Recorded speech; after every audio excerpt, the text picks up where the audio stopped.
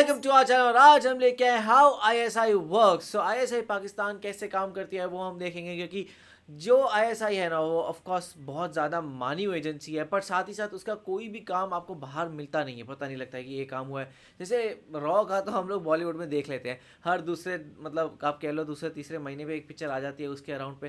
पर आईएसआई का क्या काम है, किस तरीके से वो करती है और क्या चीज़ें हैं, कोई इतनी डॉक्यूमेंट्री जैसी चीज़ें नहीं मिलती है। बट ये एक वीडियो है जहाँ हमें पता लग रहा है कि आईएसआई का एक्चुअल काम कैसा है, और शायद कुछ हमें एक्चुअल इंस्टेंसेस भी मिले कि हाँ इन्होंने इस तरीके से फटाफट काम किया था। बाकी हम लोगों ने ना कुछ वीडियोस देख रखी है जहाँ पे हम लोगों ने आईएसआई की ट्रेनिंग देख रखी है। हम लोगों ने देखा कि वो कितनी ज़्यादा हार्ड होती है। वो उनको हर सिचुएशन के लिए बनाया जाता है कि अगर वो किसी भी सिचुएशन में फँसे तो वो कैपेबल हो उसके साथ डील करने के लिए। हम लोगों ने वो भी देखा था कि जहाँ पे उनको उनके हाथ शायद बाँध कर समंदर में फेंक देते हैं और उनको बीच जंगल में भेज देते हैं। तो लाइक वो तो हम लोगों ने ट्रेनिंग देखी है, लेकिन हम लोगों ने ये वीडियो नहीं देखी कभी कि कैसे जो आईएसआई है वो कैसे काम करती है।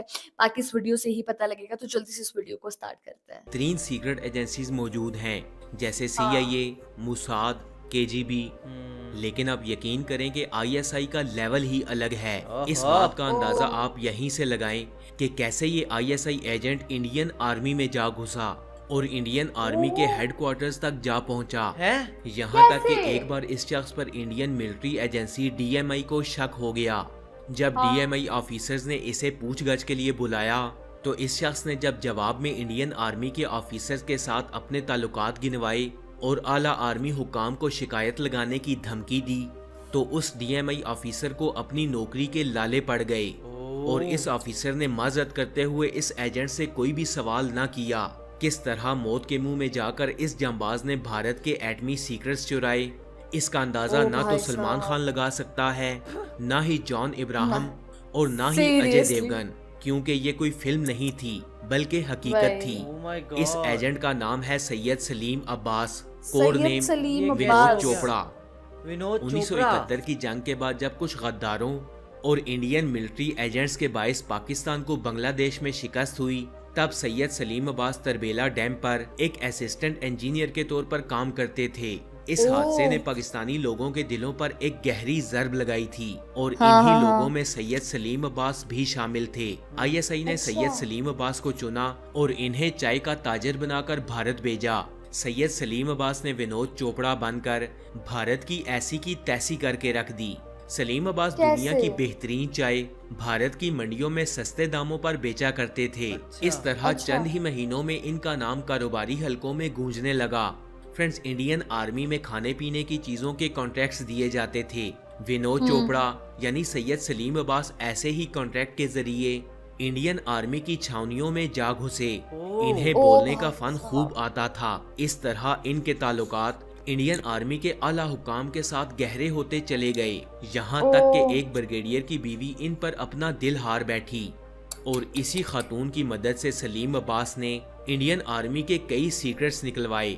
सलीम अब्बास ने उन तमाम इंडियन रॉ एजेंट्स की तमाम तर तफसीलात आईएसआई तक पहुंचाई जो पाकिस्तान में मौजूद थे और सकूते ढाका में इन्वॉल्व थे। इसके बाद आईएसआई ने ऑपरेशन किया और इन तमाम एजेंट्स को धर लिया। आईएसआई तो ने राज सलीम ही यही अब्बास तक स्टोरी है। पैगाम पहुंचाया वही। कि इंडिया एटमी तजर्बा करने की तैयारी कर रहा है, लिहाजा इस तजर्बे की तमाम तर तफसीलात पाकिस्तान पहुंचाई जाएं। Salim Abbas Indian army officers के साथ इस हद तक इन्वॉल्व हो चुके थे कि एटमी नक्शों की फाइल भी उड़ा ली और किसी को कानो भाई कान खबर साहब! तक न होने दी। इन सीक्रेट एटमी नक्शों के बाद पाकिस्तान ने ये तो भारत से बहुत 3 तेज गुना थे ज्यादा भाई, ताकतवर एटम विनोद बम बनाया। चोपड़ा। कुछ ही दिनों बाद इंडियन आर्मी को ये खबर मिली कि पाकिस्तान में इन तमाम एजेंट्स को धर लिया गया है और इसके बाद इंडिया में खलबली मच गई। इंडियन मिलिट्री इंटेलिजेंस को सलीम अब्बास पर पहले से ही शक था, लिहाजा इन्होंने इनकी जासूसी की और इन्हें गिरफ्तार कर लिया गया। पकड़ लिया। तकरीबन वही। 1 महीने की गिरफ्तारी और टॉर्चर सहने के बाद सलीम अब्बास इनकी हिरासत से भागने में कामयाब हो गए भाग और गए? सीधा मुंबई आन पहुंचे।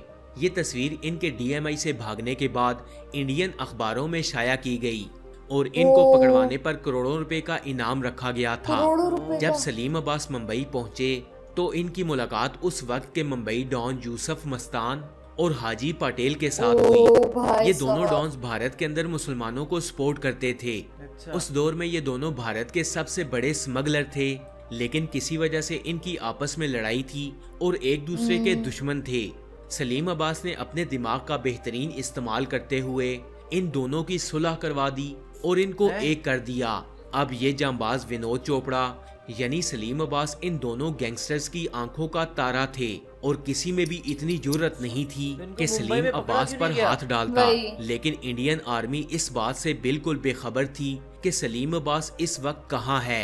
इन्हीं दिनों सलीम अब्बास को आईएसआई की जानिब से इतला मिली कि इंडियन मिलिट्री एजेंसी डीएमआई के कुछ जासूस नेपाल के रास्ते पाकिस्तान भेजे जा रहे हैं, लिहाजा इनको ठिकाने लगाया जाए। सलीम अब्बास को यूसुफ मस्तान ने नेपाल भिजवा दिया और अब इनका सीक्रेट नेम रॉबर्ट माइकल था। यहाँ इनकी रॉबर्ट मुलाकात माइकल। एक चीनी मुसलमान लड़की मरियम से हुई, जिसने सलीम अब्बास की इस मिशन में मदद की। सलीम अब्बास ने इन 11 एजेंट्स को एक एक करके मौत के घाट उतार दिया। ओ इस भाई। मिशन के बाद सलीम अब्बास को एक और सीक्रेट मिशन पर सऊदी अरब भिजवा दिया गया और ओह। यहाँ इनका सीक्रेट नेम आसिफ अली था। इनको इस डर नहीं तरह लगता सलीम था क्या? अब्बास ने Right. कई कामयाब सीक्रेट मिशंस किए और फिर थाईलैंड पहले गए नेपाल, और फिर वहां से सऊदी, सही सलामत पाकिस्तान आन पहुंचे। थाईलैंड, और फिर भारत की पाकिस्तान। सीक्रेट एजेंसीज विनोद चोपड़ा को भारत में ही ढूंढती रह गईं। ओह। फ्रेंड, सलीम अब्बास पाकिस्तान और आईएसआई की तारीख का एक बेहतरीन एजेंट था जो फरवरी 2002 में भाई अपने साहब। खालके हकीकी से जा मिला। दुख की बात यह है कि पाकिस्तान में कितने ऐसे लोग होंगे जो सैयद सलीम अब्बास से वाकिफ होंगे। वाकिफ हों भी इनके नाम कैसे? कभी सुना ही नहीं था। पाकिस्तानी मीडिया और एंकर्स को अपनी रेटिंग से फुर्सत मिले तो पाकिस्तान के हकीकी हीरोज के बारे में आने वाली नस्ल को आगाह करें। भाई साहब बहुत ही शॉकिंग वीडियो थी ये। इससे हम लोगों को पता लगा कि कैसे जो पाकिस्तान का एक आदमी आईएएस ऑफिसर था वो इंडिया आया विनोद चोपड़ा बनकर, वहां पे वो चाय बेचने का काम करता था। फिर कैसे उसने धीरे धीरे आर्मी में अपनी जगह बना दी और वहां से एक कोई मतलब कि आर्मी ऑफिसर की बीवी के साथ इसका कुछ अफेयर था और वहां से उसने सारी उससे इंफॉर्मेशन निकलवाई। फिर वहां पे इंडिया में वो पकड़ा भी गया। फिर वहां से वो भाग कर नेपाल गए, वहां पे उन्होंने अपना मिशन किया। फिर उसके बाद वो सऊदी अरेबिया गए, फिर थाईलैंड जाकर उन्होंने अपना मिशन कंप्लीट किया और लास्ट में वो पाकिस्तान आए। तो यार ये तो बहुत ज्यादा शॉकिंग थी और ये भी बहुत ज्यादा स्ट्रेंज है कि कैसे वो आर्मी इंडियन आर्मी के हाथों से भाग उठे। तो बहुत ज्यादा शॉकिंग वीडियो थी। सही में, क्योंकि देखा जाए तो उनको 1 महीना पकड़ लिया और उसके बाद भी वो निकल के जाके, ये नहीं कि मेरे को पहला उम्मीद यही था कि वो कुछ भी करके पाकिस्तान भाग जाएंगे, पर वो तो मजे से मुंबई में चिल कर रहे हैं और वहाँ पे गुंडों के साथ रह रहे हैं और उनको उनके बीच में दोस्ती करा रहे हैं। फिर वो मजे से नेपाल चले गए तो वो बहुत इजीली इंडिया से बाहर हो पाए।